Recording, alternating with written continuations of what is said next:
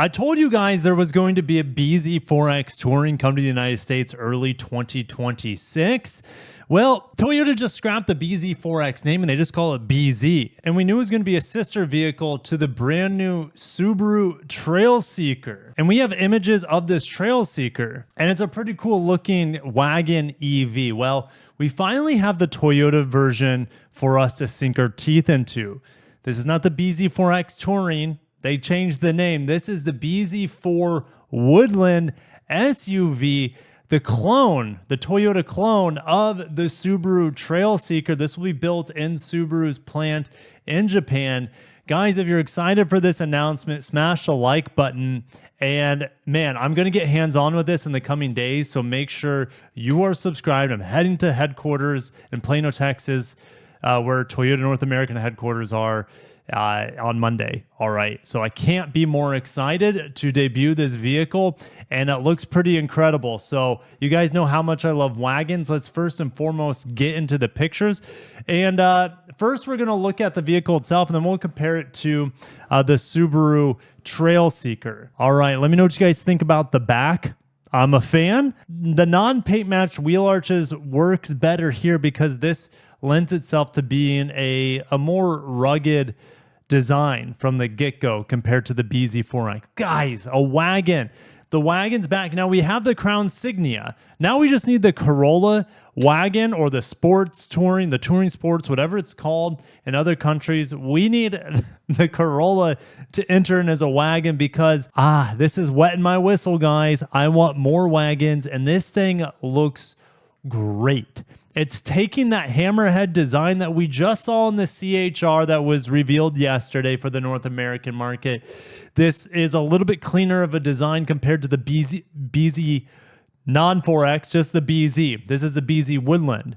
All right. It's almost like the Grand Highlander. We're just having, Toyota's just trying to figure this out, figuring the naming out after knowing that the BZ4X, BZ5X, BZ3X, BZ7, that's a complete failure here in the Western world. Over in China, whatever, it's working for them over there. Their sales are actually pretty good for a non-Chinese EV maker. I want to compare these two models because there's so much similarity between the two with the lines. Okay.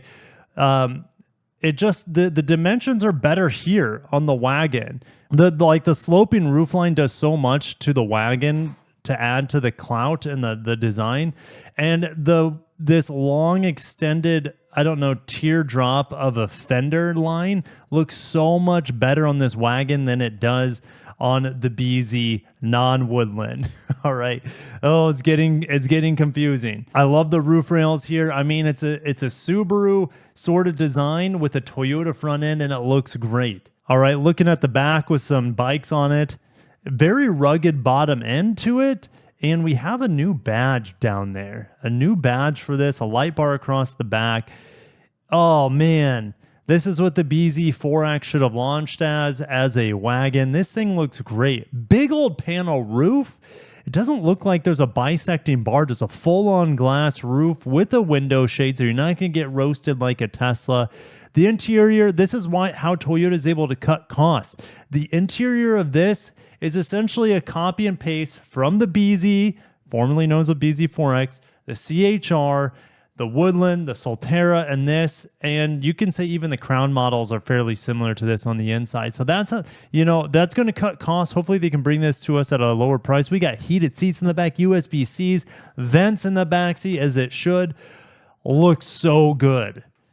I know it looks so similar. Let me bring up the CHR. Right? The CHR, they all have a very similar front end, but there's got to be some differences here. All right. To the untrained eye, they all look the same, but I want to see if there are any major differences between these front ends. And honestly, it doesn't look like that. And that's okay because they've nailed the styling. The only thing different that I can tell, well, there's a camera here. There's a 360 camera here. There's not one on the CHR. But the only difference is kind of like this, a fog light portion cuts into the bumper And there's more black underneath of it, where here we get more paint matched. And then you have a different grille design at the very bottom. You know, EVs don't need a lot of air for cooling. They need some for the battery cooling, of course, but not nearly as much as a combustion car. So the bottom end, yeah, it looks just so similar. And that's okay because they've nailed the designs on these. These all look better, in my opinion, than the new Lexus RZ refresh. If we look at the RZ refresh, I mean, it really doesn't look any... It looks worse than Toyota's EVs. Lexus might have a hard time selling the RZ in America when these EVs, but 3 EVs now, the BZ4X looks better, but it might not look quite as good as the RZ. The RZ two-tone looks terrible. But this looks better than the RZ, and this looks way better than the RZ as well. I mean, the Wagon, it just looks incredible. And guys, this has more horsepower too. This has like 375 horsepower. All right, let me lower this.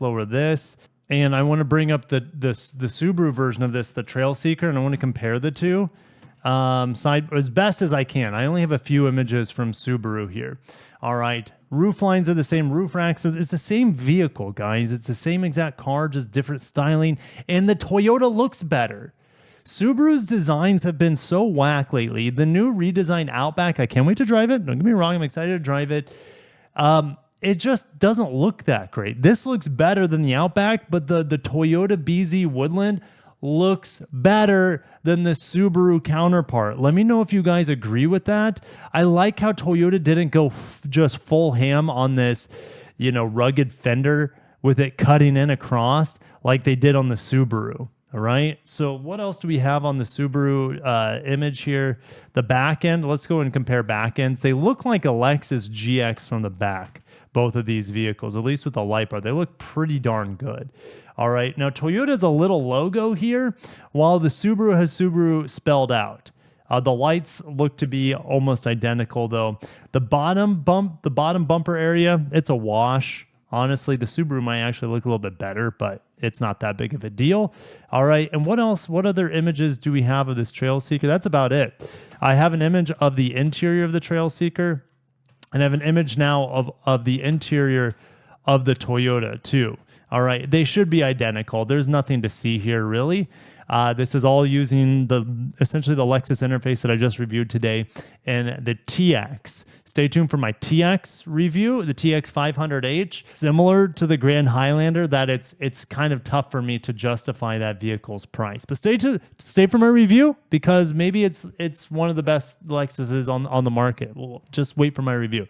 All right, I'll try to get it up today. Nothing really to report on. This is essentially the same interior, maybe a little bronze accent here on this vehicle compared to the vehicle we saw yesterday morning, which was the CHR. Let me pull up the interior of the CHR for you guys so you have an idea.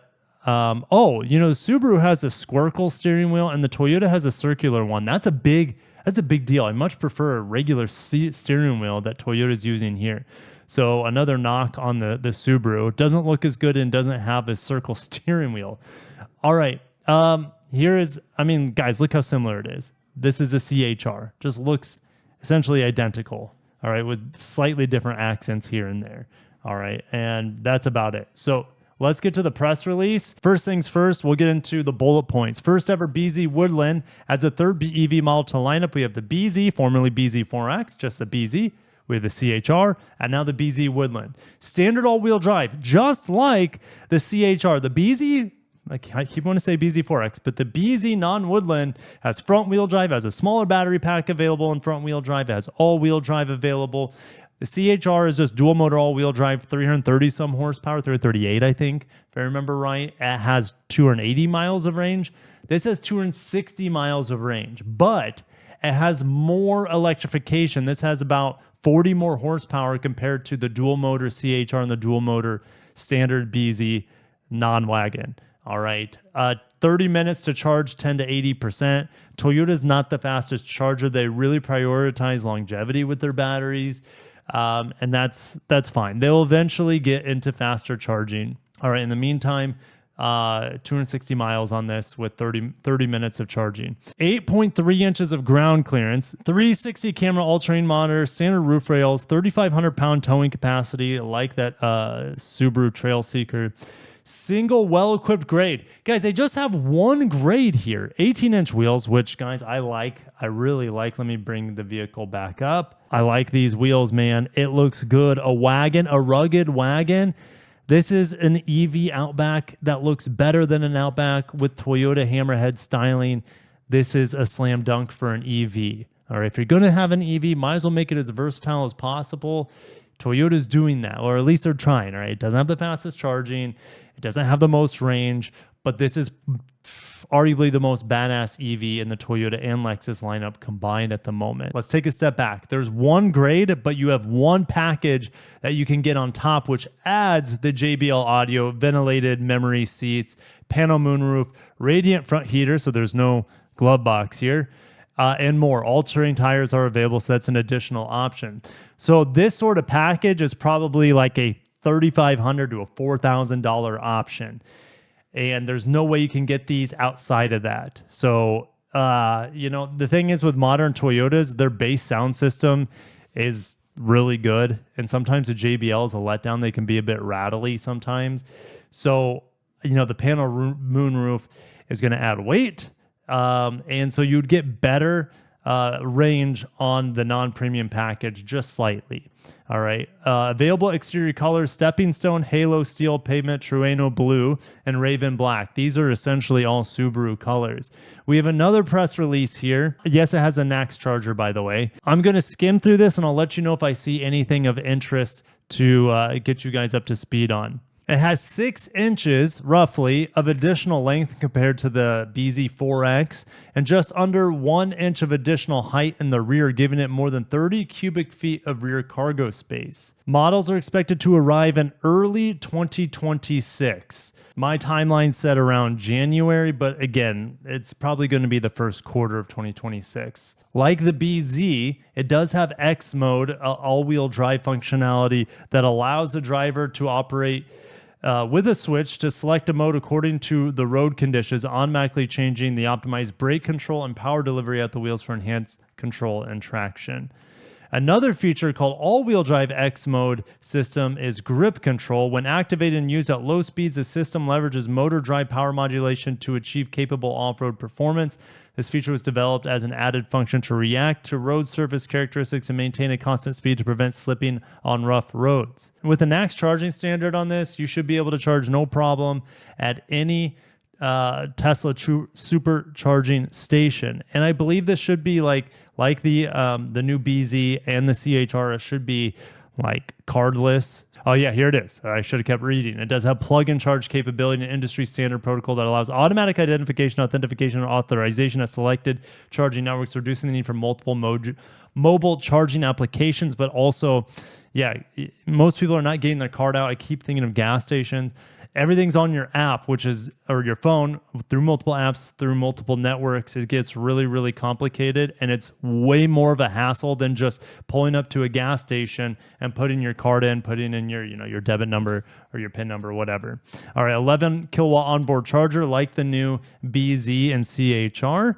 You also have wheel-mounted paddle shifters. That's been tough for me to adjust the regen braking. You will still not have one pedal driving. I'm almost certain of it. 14-inch touchscreen, of course. Standard soft text trimmed seats.